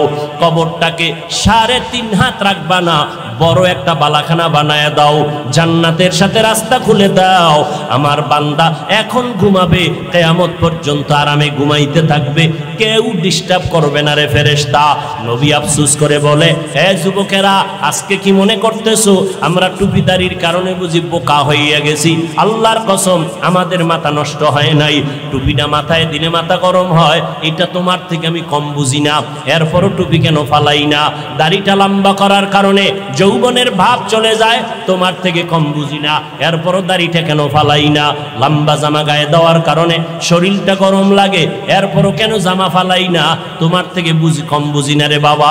সব কিছু বুঝার পর কেন এত কষ্ট করিয়া নামাজ পড়ি, কেন টুপিটা মাথায় রাখলাম? আজকে যদি আমি তোমার মতো স্বাধীনভাবে প্যান্ট শার্ট টাই লাগাইয়া দাড়িটা কামাইয়া মাস্তানি ভাব নিয়ে রাস্তায় সন্ত্রাসী করতাম, বহু টাকাওয়ালা সন্ত্রাসীরা আমারে ভাড়া কইরা নিয়ে ব্যবহার করত। কিন্তু না রে বাবা, চিন্তা করে দেখলাম, আল্লাহর কোরআন পড়লাম, নবীর কথা দেখলাম, একটা কথা মিথ্যা নাই। কত বেঈমানেরা আল্লাহর কোরআনে ভুল বের করার জন্য পাগল হইয়া হন্যে হয়ে দেখলো, আজও পর্যন্ত একটা ভুল বের করতে পারে নাই, বরং বহু বেঈমানেরা কালেমা পড়ে মুসলমান হয়ে গেল। কয়দিন আর দুনিয়ার বাহাদুরি, ওই চেয়ারম্যান সাহেব কত বাহাদুরি করে, 5 বছর পরে আর বাহাদুরি থাকে না, এমপি সাহেবের বাহাদুরি থাকে না, আমার মাওলানাগিরির বাহাদুরি। ও বাবা, যেদিন চক্ষু বন্ধ হয়ে যাবে ওই দিন সব বাহাদুরি বন্ধ হয়ে যাবে। আমাকে সবাই কবরের দেশে নিয়ে যাবে, আমার আপনজনেরা গায়ের গেঞ্জিটা পর্যন্ত পেলেট দিয়ে কেটে রাখবে। ও আল্লাহর বান্দারা, তুমি আর কয়দিন বাঁচবা? মনে করছো 25 বছর বয়স, আরো 25 বছর বাঁচবা। তোমার এক বন্ধুর নামটা তুমি জানোনি? Michael Jackson. একটা গান গাইলে, ইংলিশে গান গাইতো, কোটি ডলার হাদিয়া পাইতো। ওই মাইকেল জ্যাকসন কণ্ঠশিল্পী আমেরিকার, একটা গান গাইয়া গাইয়া জনসমুদ্র যখন পরিণত হয়ে গেল, মাইকেল জ্যাকসন চিন্তা ভাবনা করে দেখলো, আমার টাকা পয়সা আর ভক্তবৃন্দের অভাব নাই, আমার নাকি একবার মরা লাগবে, তবে আমি আমার ইচ্ছা মতো মরতে চাই। বলে কেমন মরবি? মাইকেল কয়, আমি 150 বছর পর্যন্ত জমিনে জিন্দা থাকবো, এর আগে আমি মরতে চাই না। 150 বছর পর্যন্ত বেঁচে থাকার জন্য মাইকেল জ্যাকসন যত ব্যবস্থা নেওয়া দরকার নিল। 20 জনের উপরে ডাক্তার তারে অল টাইম পাহারা দেয়, একটা খানা শতবার চেক করে খায়। মাইকেল জ্যাকসনের চেহারাটা বাধাই করে নিল যেন যৌবন ছুটে না যায়, খালি হাতে কারো সাথে সাক্ষাৎ দেয় না, জীবাণু যেন ঢুইকে আমার মৃত্যুর মুখে ফালাইয়া না দেয়। এই মাইকেল এত কিছু ব্যবস্থাপনা করলো, 150 বছরের আগে সে মরবে না। আল্লাহ কয়, আমার সিদ্ধান্ত কেউ রদ করার ক্ষমতা নাই, আমি আল্লাহ সিদ্ধান্ত করে নিলাম। এই মাইকেল 150 বছরের বাঁচার তাগিদ দিয়া এবার প্রস্তুতি নিয়ে চলতেছে, সিকিউরিটি গার্ড নিয়ে চলতেছে, শরীরের মধ্যে কোনো বাতাস, কোনো ধুলাবালু লাগায় না, কমপ্লিট সুট নিয়ে বাংলা দুনিয়ার জমিনে চললো। আল্লাহর কুদরত, একদিন হঠাৎ করে মাইকেলের মাথা একটু ব্যথা ব্যথা ভাব, 20 জনের উপরে ডাক্তার অল টাইম তারে চিকিৎসা দেয়, কোনো রোগ যেন ভেতরে ঢুকতে না পারে। হঠাৎ করে বিছানায় শুইয়া ঘুম পড়ল, একটু আরাম করতেছে, তখন তার বয়স মাত্র 50-এর কোঠা পেরিয়ে যাচ্ছে। এমন সময় ডাক্তারেরা চতুর্পার্শ্বে পাহারা দেয়, মাইকেল 50-এর কোঠার পরে পেরিয়ে বিছানায় যখন ঘুমাইয়া গেল, হঠাৎ করে ডাক্তারেরা দীর্ঘ টাইমের পরে মাইকেলকে যখন সজাগ করতে চায়, শরীরটার মধ্যে টাচ করে দেখে মাইকেলের পুরো শরীর বরফের মতো ঠান্ডা, কাঠের মতো শক্ত হয়ে গেল। ডাক্তারেরা চিৎকার দিয়া কয়, মাইকেল আর জমিনের মধ্যে জিন্দা নাই, আমরা অনুভব করলাম না মাইকেলের জীবনটা কখন চলে গেল।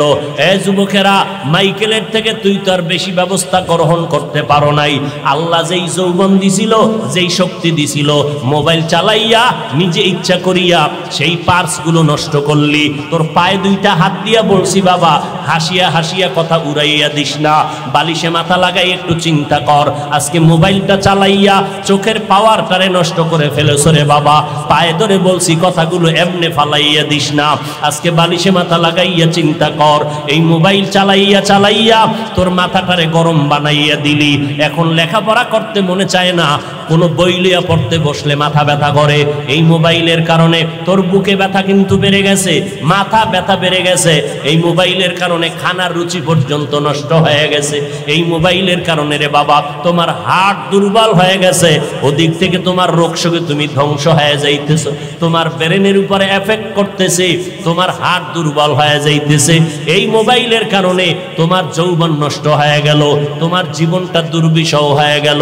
এখন খানা ভালো লাগে না, ঘুম ভালো লাগে না, এই মোবাইলের পেরেশানিতে পইরা পইরা লেখাপড়া পর্যন্ত ভালো লাগে না। কখন যেন তোমার জীবনটা চলে যায় তোমার জানা নাই। পায়ে হাত রেখে বলছি রে বাবা, একটু আগেও বলছি, আবারও বলতেছি, আমি আমাদের মতো হুজুর হইতে বলি না, একটাই দাবি করে বিদায় নিতে চাই, নবীর আদর্শের মালা গলায় লাগাইয়া স্কুলে পড়ো, কলেজে পড়ো, চাকরি করো, ব্যবসা করো। বলবা হাফিজ ভাই এটা কেমনে সম্ভব? একটু ডানে বামে নজর করে দেখো রে বাবা, তোমার মতো আমার মতো যুবক স্কুলে কলেজে লেখাপড়া করে, 5 বেলার নামাজি ছাত্র ছাত্রী, একটু জিব্বা নাড়াইয়া তুমি জবাব দাও, আছে না নাই? যদি বলো থাকে, তুমি কেন পারবা না রে বাবা? তোমার মতো যুবক আজকে তাকায় দেখো, এই বিশ্ব রোডে গাড়ি চালায়, ড্রাইভারি করে, এক বেলার নামাজও বন্ধ করে না। আজান হয়ে গেছে, চলন্ত গাড়িটারে ব্রেক করিয়া মসজিদে কন্ট্রাক্টর হেল্পার ড্রাইভার ঢুকে গেল এবং যাত্রীরা পর্যন্ত নামাজ আদায় করে। ও আল্লাহর বান্দারা, তাকাইয়া দেখো, তুমি কেন পারবা না? তোমার আমার মতো যুবক বান্দারা র্যাব, আর্মি, পুলিশ, বিডিআরের চাকরি করে, এক বেলার নামাজও বাদ দেয় না। বলো বাবা, তুমি কেন পারবা না? তোমার আমার মতো যুবক তাকায়া দেখতেছো, নদীর মধ্যে মাছ ধরে, জমিনের মধ্যে কৃষি কাজ করে, এক বেলার নামাজও বাদ দেয় না। বাবা, তুমি কেন পারবা না? এই আব্দুল্লাহপুর বলো, ঢাকার শহর বলো, তোমাদের এই জমিনের মধ্যে কত হাজার হাজার ব্যবসা করে টাকাওয়ালা, এক টাকাও হারাম খায় না, দাড়িও কাটে না, নামাজও বাদ দেয় না। এই রকম ব্যবসায়ী লোকের অভাব নাই। বলো বাবা, তুমি কেন পারবা না? তোমার আমার মতো আল্লাহর বান্দা, এমপি, মন্ত্রী, চেয়ারম্যান, মেম্বার, উকিল, ব্যারিস্টার, প্রফেসর, ইঞ্জিনিয়ার, সাংবাদিক, সাহিত্যিক, পাঁচ বেলার নামাজি অভাব নাই। বলো তুমি কেন পারবা না? আমার মনটা বলে, আল্লাহ বুঝি তোমার গুনার কারণে বেজার হয়ে গেল, না জানি তোমার মা বাবার বরদোয়া তোমার কপালে লেগে গেল। কারণ তুমি মা বাবাকে কষ্ট দিয়েছো, আল্লাহ তোমার উপরে বেজার হয়ে গেছে। এই যে মোবাইলটা নিয়া ফেসবুকে কত আলেমের বিরুদ্ধে লেখালেখি করিয়া তুমি বরদোয়া কামাই করতেছো। আলেমের হাত উঠাইয়া বরদোয়া করা লাগবে না। ও আল্লাহর বান্দারা, আল্লাহ যদি বেজার হয়ে যায়, আল্লাহ পাকের আইনটা কি জানো? ক্বালান নবী সাল্লাল্লাহু আলাইহি ওয়া আলিহি ওয়া সাল্লামা ফীমা ইয়ারবিহি আন রাব্বিহি আযজা ওয়া জাল্লা। বুখারী শরীফে আল্লাহ হাদিসে কুদসিতে জানায় দেয়, মান আদালি ওয়ালিয়ান ফাকাদ আযানতুহু বিল হারব। ও নবী, জানায় দেন আমার আল্লাহর কথা, যারা আমার ওলি, আমার বন্ধু, আল্লাহ ওয়ালাদের সাথে দুশমনি করবে, আমি আল্লাহ তাদের সাথে যুদ্ধ করার জন্য তৈয়ার। অতএব যারা আহলে হক আলেমের বিরুদ্ধে লেখালেখি করো, যারা আলেমের বিরুদ্ধে বিশুদ্ধার করো, আল্লাহ বেজার, মা বাবার অভিশাপ তোমার কপালে। কারণ একই মজলিসে বৈশা বয়ান শুনছো, মোনাজাত ধইরা হাত তুল্লা, কত বান্দার চোখে পানি, অথচ আমার চোখে কেন পানি আসে না? একটু চিন্তা করো, তোমার মোনাজাতে কেন কান্না আসে না? একমাত্র কারণ, গুনার কারণে দিলটা পাথর হয়ে গেল। এই গুনাহ অবস্থায় আল্লাহ ডাক দিয়া কয়, তওবা কর, একটা সেকেন্ডের মধ্যে আমি তোর জীবনের গুনাহ মাফ করে দিব। কিন্তু যদি গুনাহ নিয়ে তওবা না করিয়া ওই কবরের মধ্যে চলে যাও, মদিনার নবী বলেন, তিনটা প্রশ্ন তোমাকেও করা হবে। রবের পরিচয় দাও, ধর্মের পরিচয় দাও, রহমাতুল লিল আলামিনের পরিচয় দাও। নবীজি বলেন, যারা গুনাহ নিয়ে কবরে যাবে, তারা একটা প্রশ্নের জবাব দিতে পারবে না, বলবে হা হা লা আদরি, আমি কিছুই জানি না, বড় আফসোস। নবীজি বলেন, সাথে সাথে আমার আল্লাহ গায়বী আওয়াজ দিয়া রাগান্বিত হইয়া বলবেন, ও কবরের ফেরেশতা, এই নাফরমানকে আর কোনো সুযোগ দেওয়া হবে না। আমি দুনিয়াতে কম সুযোগ দেই না রে ফেরেশতা। আমার দেওয়া পানি, আমার দেওয়া বাতাস, আমার দেয়া সূর্যের আলো, আমার দেয়া চাঁদের আলো, আমার দেয়া নদীর মাছ, আমার দেয়া গাছের ফল, আমার দেয়া জমিনের ফসল খাইয়া এই নাফরমান একবারও আলহামদুলিল্লাহ বলে নাই, একবারও আল্লাহর শুকর আদায় করে নাই। ওলামায়ে কেরাম পায়ে ধরে ধরে নামাজের দাওয়াত দিত। এই বান্দা আজান শুনিয়া নাফরমান এক বেলার নামাজও মসজিদে গিয়া আদায় করে নাই। এখন আর দেরি নাই, এই বেঈমানের কবরে জাহান্নামের বিছানাটা দিয়া দাও, জাহান্নামের সাথে রাস্তা খুলিয়া দাও, জাহান্নামের আগুন কবরটা ভরে দাও। একটা না, দুইটা না, 70 থেকে 99টা সাপ কবরে আসবে। মদিনার নবী বলেন, আল্লাহ তাআলা রাগান্বিত হইয়া কবরের মাটিকে ডেকে বলবেন, এরে কবরের মাটি, এই নাফরমান গুনাহগারকে দুই পার্শ্ব থেকে জোরে জোরে চাপ দাও। এত জোরে চাপ দিবে পাজরের হাড়গুলো চুরমার হয়ে যাবে। ও যুবকেরা, একটু চক্ষু বন্ধ করে কবরের আযাবের কথা চিন্তা কর। ওলামায়ে কেরামের কথা মিথ্যা মনে করিও না রে বাবা, আল্লাহ ওয়ালাদের কথা মিথ্যা মনে করিও না। লক্ষ লক্ষ নবীরা মিথ্যা বলেন নাই, লক্ষ লক্ষ সাহাবায়ে কেরাম মিথ্যা কথা বলেন নাই, কোটি কোটি ওলামায়ে কেরাম মিথ্যা কথা বলতে পারেন না। এখনো সময় আছে, তওবা করে নাও। মনে মনে আমার আল্লাহকে ডাকো আর বলো, হে মালিক, এই ময়দানে আমার মতো গুনাহগার কেউ নাই, আমার গুনার কারণে আমার হাত না পাক, চোখ না পাক, আমার জিহ্বা না পাক, আমার অন্তর না পাক। আমার এই গুনার খবর আমার মা বাবা, ভাই বোন, সমাজের স্ত্রী পরিবার কেউ জানে না রে আল্লাহ। ও আল্লাহ, আপনি জানার পরে রাগ করিয়া পানি বন্ধ করেন নাই, খানা বন্ধ করেন নাই। ও দয়ার মালিক, আমি আজ আপনার দরবারে তওবার নিয়ত করে ফেললাম। দুনিয়াতে যতদিন বাঁচবো আপনিই তো হায়াতের মালিক, ইজ্জতের মালিক।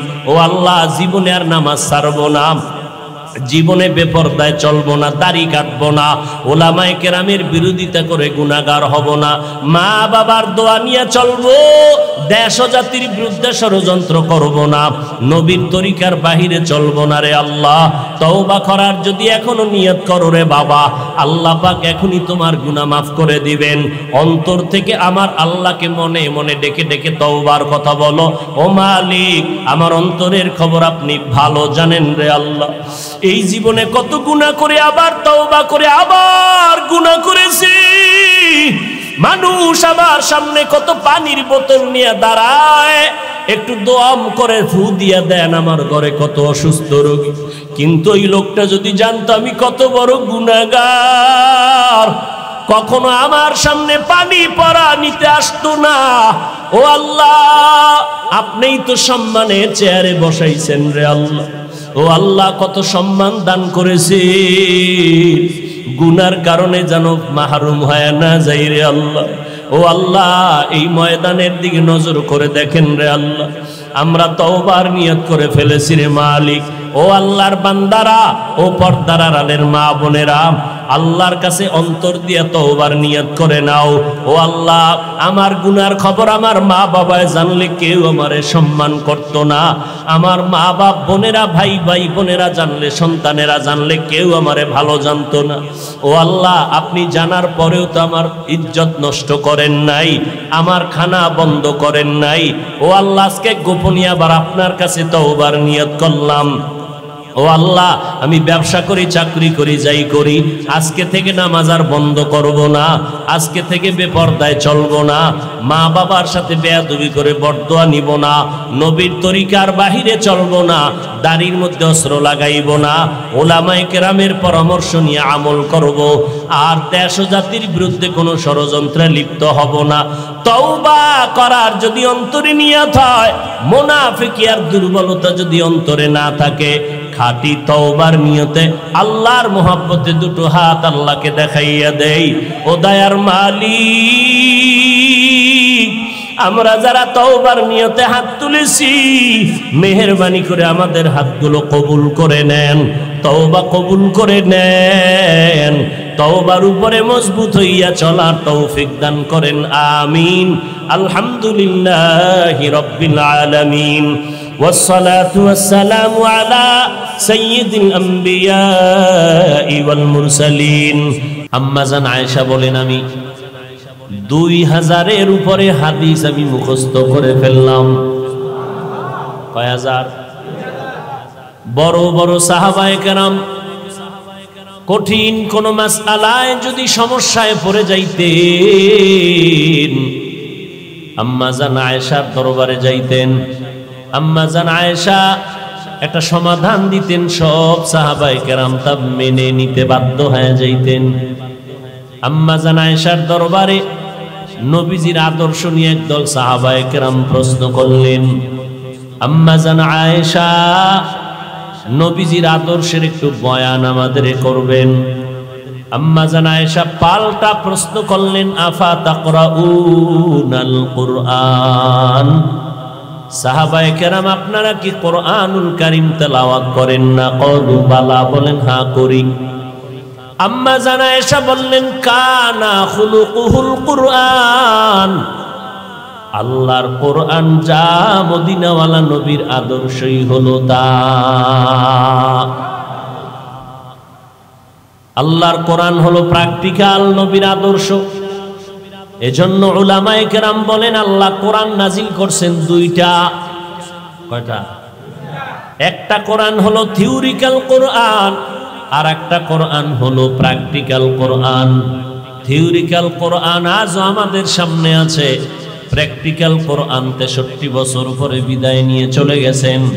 নবী বলেন, বিদায় বেলা দুইটা জিনিস রেখে গেলাম, ধরে রাখো, কোনদিন কোনো বিপদে তোমরা পড়বে না। এক নম্বরে কোরআনুল কারীম, দুই নম্বরে আমি রাসূলের সুন্নাত। দুই জিনিস রেখে নবী বিদায় নিয়ে চলে গেলেন। কিয়ামতের আগে আমার নবী আর দাওয়াত নিয়ে উম্মতের সামনে আসবেন না। উম্মতেরা দুইটা জিনিস তোমরা ভালো করে আঁকড়ে ধরো, এক নম্বরে কোরআন, দুই নম্বরে পয়গম্বরের সুন্নাত। বলেন, এক নম্বরে কি?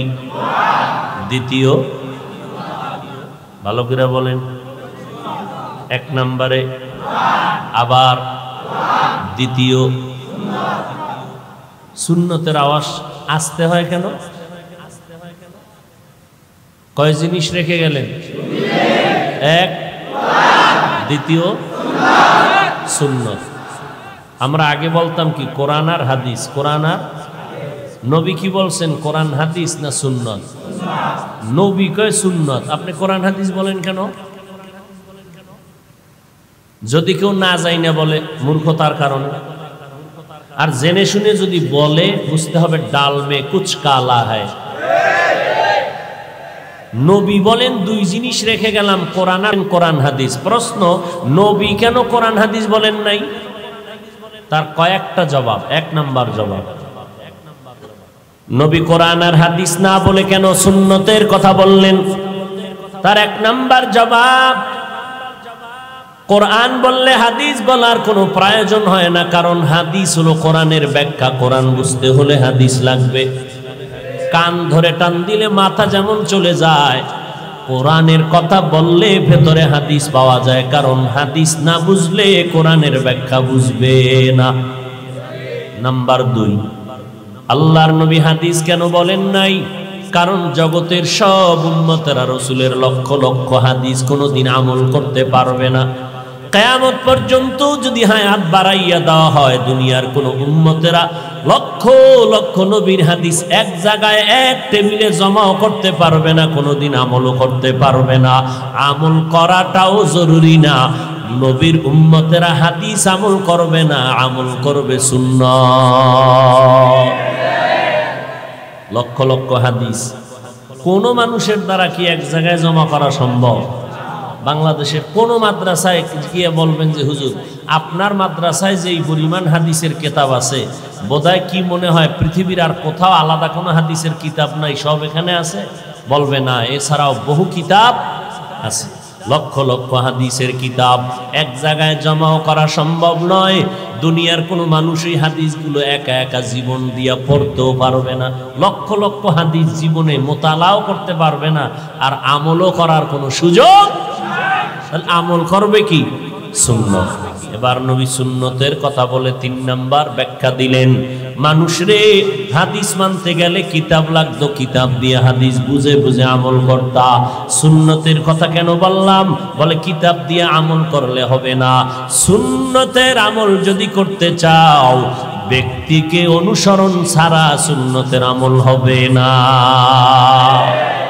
এই জন্য সাহাবায়ে কেরাম বড় ইলমওয়ালা, কোরআন হাদিস পড়লেন। নবীজির ছাত্র সাহাবায়ে কেরাম তাফসীর শিখলেন, মুফতি সাহেব হলেন। সাহাবায়ে কেরামদের মতো বড় মুফতি, বড় মুহাদ্দিস, বড় মুফাসসির জমিনে কেউ নাই, কিয়ামতের আগে আসবেও।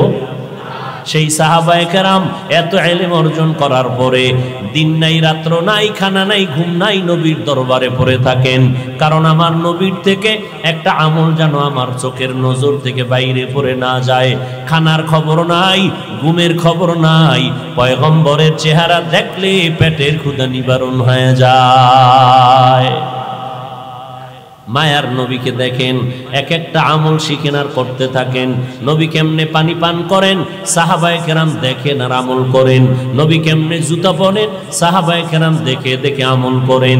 মায়ার নবী কেমনে বাথরুমে যান, নবী দেখে সাহাবায়ে কেরাম আমল করেন। নবী কেমনে রাস্তায় হাঁটেন, পয়গম্বরকে দেখে দেখে সাহাবায়ে কেরাম অনুসরণ করেন। আবার সাহাবায়ে কেরামদের দেখা তাবেঈনরা আমল করা শুরু করলেন। কোরআন হাদিস শিখার পরে পরে আবার তাবিনদেরকে দেখিয়া দেখিয়া তাবে তাবিনরা আমল করলেন, তাবে তাবিনকে দেখিয়া দেখিয়া ওলামায়ে মুতাকাদ্দিমিনরা আমল করেছেন, ওলামায়ে মুতাকাদ্দিমিনদেরকে দেখার পরে ওলামায়ে মুতাআখিরিনরা আমল করেছেন। আমাদের মুরব্বী ওলামায়ে কেরামরা তাদেরকে দেখছেন, আমরা আমাদের ওলামায়ে কেরাম উস্তাদদেরকে দেখে দেখে আমল করি। আমরা জানি, আপনিও জানেন, নখ কাটার মধ্যে নবীর সুন্নাত আছে। কয় কেমনে কাটবো, কোন তরিকায় কাটলে সুন্নাত হবে? এটা কিতাব দেখে বুঝবি না, ওলামায়ে কেরামের কাছে গিয়া প্র্যাকটিক্যাল শিখে নাও। ও বান্দা, চুল কাটার মধ্যে নবীর সুন্নাত আছে, বলে এটা কিতাব দেখলে বুঝবা না, যাও যারা বুঝে জানে তাদের কাছে যাও। ফাসআলু আহলা যিকরি ইন কুনতুম লা তা'লামুন। ওলামায়ে আহলে হকের কাছে যাইয়া নবীর সুন্নতের প্র্যাকটিক্যাল আমলগুলো শিখে নাও। ওলামায়ে কেরাম কেমনে পোশাক পরবা, ওলামায়ে কেরাম থেকে পোশাকটা পরা শিখে নাও। ওলামায়ে কেরামের কাছে যাইতে সাবধান, ওলামায়ে আহলে বাতিলের কাছে যাইবা না, শুধু আহলে হকের কাছে যাইও। কারণ ওলামাদের মধ্যে বিশাল একটা কাফেলা থাকবে, তারা বাতিল। ক্বালান নবিয়্যু সাল্লাল্লাহু আলাইহি ওয়া আলিহি ওয়া সাল্লাম, আলা ইন্না শাররাশ শাররি শিরারুল উলামা ওয়া ইন্না খায়রাল খায়রি খিয়ারুল উলামা। পয়গম্বর বলেন, সাবধান হে উম্মত, এই জমিনের মধ্যে একদল উলামা থাকবে, তারা চূড়ান্ত জমিনের মধ্যে বড় খারাপ, আর একদল থাকবে উলামা, তারা থাকবে জমিনের মধ্যে বড় ভালো। যারা ভালো তাদের নাম উলামায়ে আহলে হক, আর যারা খারাপ তারা উলামায়ে আহলে বাতিল। চিনবেন কেমনে? চিনার কোনো উপায় নাই, কারণ ডিজাইন সব এক। বাতিলের টুপি আছে, দাড়ি আছে, আহলে হকদেরও টুপি দাড়ি পাগড়ি আছে। চিনবেন কেমনে? স্বর্ণের কালারও যেমন, সিটি গোল্ডের কালারও তেমন। ডিজাইন এক, মান কি এক নি? কোনদিন এক না। চিনার মতো স্বর্ণ আর সিটি গোল্ড পার্থক্য করার মতো যেমন কষ্টি পাথর আছে, হক আর বাতিলকে চিনার জন্য কষ্টি পাথর হলো কোরআন আর সুন্নাত। কোরআন সুন্নাত যে কেউ দিয়া হাতের মধ্যে নিয়ে কষ্টি পাথরে যাচাই করতে পারবে না। কোরআন হাদিস অনুযায়ী যাদের বাসিরত আছে, তাকওয়ার অন্তর চোখ খোলা আছে, তারা দেখলেই বুঝতে পারবে এটা টুপি পরলে কি হবে। কপালে দেখা যায় বান্দা বড় গুনাহগার। আব্দুল্লাহ ইবনে আব্বাস রাদিয়াল্লাহু তাআলা আনহু বলেন, মানুষ যখন নেক আমল করে নগদ 5টা পুরস্কার আল্লাহ নগদ দিয়ে দেন। পক্ষান্তরে যখন গুনাহ করে তখন 5টা আসর তার কপালের মধ্যে পড়ে যায়। নেক আমলওয়ালা যখন নেক করবে, 1 নাম্বার তার চেহারার মধ্যে নূরে ঝলমল করতে থাকবে, চামড়ার চৌকলা বুঝবে না। যাদের অন্তর চোখ খোলা আছে তারা দেখলেই বুঝতে পারবে লোকটা আল্লাহওয়ালা। ইলমে রা'জাজু করদান বেহিসাব, খলকে রাদা দান জওয়াবে বাসওয়াব। আপনা দারাত দোস্তে খলকা জারেরা, নিস্তে ই খসলত একে দিনদারেরা।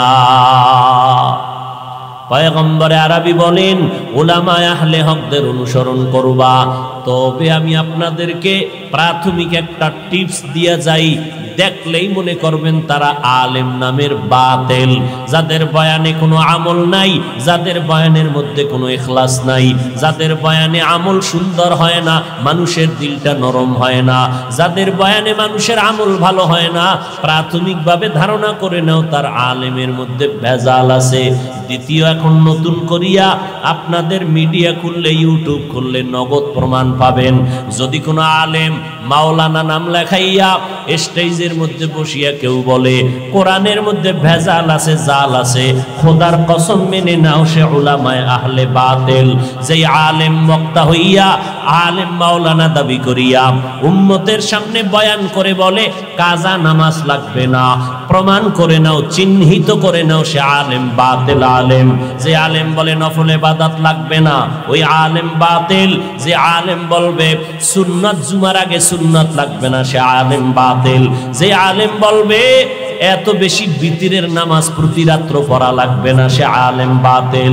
যেই বক্তা মাওলানা টাইটেল লাগাইয়া উম্মতের সামনে বলবে নবীরাও ভুল করেছিলেন, এই আলেম বাতিল। ইলমেরা ইজাজু করদান বেহিসাব খলকেরা দাদান জওয়াবে বাসওয়া। নবী দুনিয়াতে দুই জিনিস রেখে গেলেন আঁকড়ে ধরো, কোরআন আর হাদিস। কোরআন আর প্রশ্ন, নবী আসলেন কি নিয়া? আল্লাহ তাআলা বলেন লাকাদ কানা লাকুম ফি রাসূলিল্লাহি উসওয়াতুন হাসানা। আল্লাহর নবীর মধ্যে ও উম্মতেরা তোমাদের জন্য রয়েছে উত্তম আদর্শ, গ্রহণ করে নাও। তাহলে আমার নবী দুনিয়াতে কি নিয়ে আসছেন? জবাব হলো উত্তম আদর্শ নিয়ে নবী জমিনে আগমন করলেন। এমন একটা সময়, যেই সময়ে মক্কার মানুষের মতো খারাপ আর কোনো মানুষ জমিনের মধ্যে কেউ ছিল না। বাইতুল্লাহর ভিতরে 360টা মূর্তি টানাইয়া ওই মুশরিকেরা নারী আর পুরুষ উলঙ্গ হইয়া বাইতুল্লাহর চতুর্পার্শ্ব তাওয়াফ করে। বিবাহের কোনো সিস্টেম নাই, যুবক যুবতী অবাধে রাস্তায় চলাফেরা করে, যখন তখন যা মনে চায়। পশুর চরিত্রকে হার মানাইয়া ফেলতই জাহেল। নারী জাতিকে অপমান করত, কন্যা সন্তান হইলে অভিশাপ মনে করত। কন্যাদেরকে নিজের বাবা নিজ হাতে জ্যান্ত কবরে দাফন করে ফেলতো।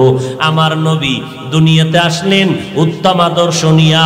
উত্তম আদর্শ নিয়ে আসার পর জমিনের মধ্যে আমার মায়ার নবী এমন আদর্শ কায়েম করে দিলেন, নবীর আদর্শ গ্রহণ করা মাত্র মক্কার মানুষ এত দামি হয়ে গেল।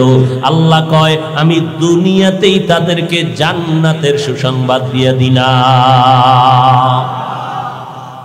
নবীর আদর্শে সাহাবায়ে কেরাম এত দামি হলেন যে আল্লাহ পাক দুনিয়াতেই জান্নাতের সুসংবাদ দিয়ে দিলেন। মায়ার নবী বলেন হেরা গুহার ভেতরে আমি আল্লাহর ধ্যানে সময় কাটাইতাম, আর ওখানে জিবরাইল আমিন আসতেন। আল্লাহর কোরআন নাজিল হওয়া মাত্র আমি নবীরে চাপ দেওয়ার পর আমার শরীরের মধ্যে জ্বর উঠে গেল। আমি চলে গেলাম খাদিজার ঘরে। খাদিজার ঘরে গিয়া ডাক দিলাম জাম্মিলুনি জাম্মিলুনি, ও খাদিজা আমারে আবৃত করে নাও। ইন্নী খাশিতু আলা নাফসি, আমি মরণের মতো ভয় পাইতেছি, না জানি আমার মরণের কষ্ট শুরু হয়ে গেল। আমি মুহাম্মদ হেরা গুহার সব কাহিনী খাদিজাকে জানায় দিলাম। খাদিজাতুল কুবরা আমাকে সান্ত্বনার বাণী শুনাইয়া ডাইরেক্ট আমাকে নিয়ে চলে গেলেন ওয়ারাকা বিন নাওফেলের কাছে। তিনি ধর্মের বড় পণ্ডিত। আমার হালাত জানার পরে বলে তো হবে আখিরি জমানার পয়গম্বর। ডাক দিয়া কয় খাদিজা আমি ওয়ারাকা বিন নাওফেল, মুহাম্মদ যদি নবুয়ত লাভ করতে পারে আমি কালেমার ঈমান নিয়ে নিব। মায়ার নবী কাঁদতেছেন। আম্মা জান খাদিজা রাদিয়াল্লাহু আনহা বলেন কিয়ামতের ময়দানে আল্লাহ যদি ডাক দেয় আমার বন্ধু মুহাম্মদের হাতে প্রথম কালেমাওয়ালা মুসলমানটা একটু দাঁড়াও, আমি আল্লাহ দেখব। দুনিয়ার কোন পুরুষ দাঁড়াবার ক্ষমতা নাই, সর্বপ্রথম আমার নবীর হাতে কালেমাওয়ালা একজন নারী দাঁড়ায় বলবেন আমি খাদিজা পয়গম্বরের হাতে প্রথম কালেমা পড়ে মুসলমান হয়েছি। খাদিজা রাদিয়াল্লাহু আনহা দুইজন স্বামী বিদায়ের পরে নবীকে স্বামী বলে গ্রহণ করলেন। এরপরে নবীর হাতে কালেমা পড়ে মুসলমান হলেন ওয়ারাকা বিন নাওফেল। এরপরে পয়গম্বরের হাতে প্রথম কালেমা পড়ে মুসলমান হলেন হযরত আলী 10 বছর বয়সে। এরপরে হযরত আবু বকর আমার নবীর হাতে কালেমা পড়ে মুসলমান হলেন। নবী বলেন নারীদের মধ্যে প্রথম খাদিজা কালেমা পড়লেন। বাচ্চাদের মধ্যে অল্প বয়সে হযরত আলী প্রথম আমার হাতে কালেমা পড়ে মুসলমান হলেন। মুরব্বীদের মধ্যে হযরত আবু বকর আমার হাতে প্রথম কালেমা পড়লেন। আবু বকর কেমন কালেমাওয়ালা মুসলমান, সব মুসলমান আমার ঈমানের উপরে দাওয়াতের উপরে কিলোকাল করেছেন, প্রশ্ন করেছেন। আবু বকর তিনি এমন একজন ঈমানওয়ালা আমার দাওয়াত পাওয়া মাত্র প্রশ্ন ছাড়া কালেমা পড়ে ফেলেছে। আল্লাহর নবী বলেন আমি উত্তম আদর্শ নিয়ে আসলাম, আর এই আদর্শ গ্রহণ করলো মক্কার কাফের মুশরিকেরা। আল্লাহ তাদেরকে এত দামি বানায় দিলেন,